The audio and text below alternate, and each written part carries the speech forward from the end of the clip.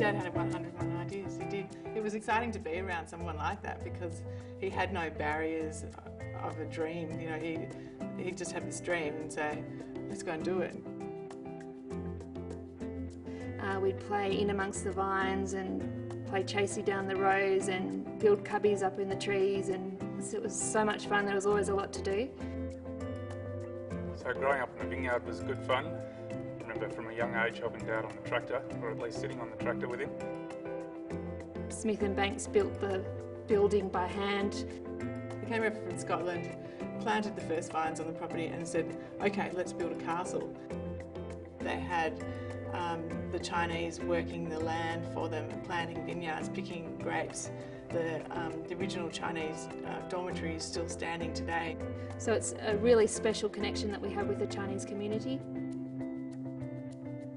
When Father passed away, Nick and Aunt and I sat around and looked at each other and said, what do we want this business to be? And we said to each other, we need to make the finest wine possible. We're really a lifestyle business.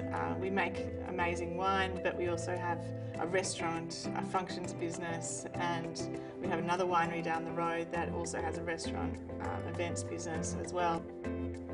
I'm very fortunate to have this position here at All Saints as head chef. I work in a fantastic environment, probably one of the most beautiful restaurants in Australia, I'd say.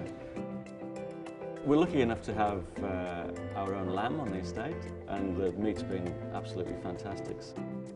We have our own chickens here, which we grab free-range eggs from each day, and we also have a small herb garden at the back. So you'll often see us wandering around the gardens with a pair of scissors, grabbing rosemary or thyme or bay leaves from the trees.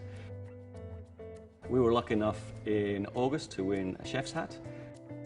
We've got I guess, quite a unique function venue in the Great Hall, which is the surrounds of the room contain lots of barrels dating back to 150 years. One of the major contributing factors to the quality of wine is to the soils that it's grown on, and also vine age. At All Saints, we've got very, very old soils here. They're quite a light sandy loam. We've also got very old vines. Some of the vines go back to 1920. These old vines, you need to look after them, you need to nurture them, and they do give us the results year on year on year. We're in the headwaters of the Murray River. We've got fantastic quality water. Growing grapevines in sandy conditions gives the wines a really aromatic character, so the fruit really jumps out the glass of All Saints wines. The equipment that we use at All Saints to make the wine is fairly traditional. We finished the process with our gorgeous old press. It came here in 1883, and it really is the jewel in the crown of this winery. Our winemaking philosophy is about doing things in the most natural way possible. Well, this is the winery. It's the beating heart of the castle here. It's where the red wines are made, and the most exciting place and the most exciting time during vintage. The point of difference about All Saints is that we have this building that was built in 1864, and we make everything by hand. All Saints is such a special place, and it's so much fun telling people all about the history of the place, and we're able to do that in a lot of our marketing materials.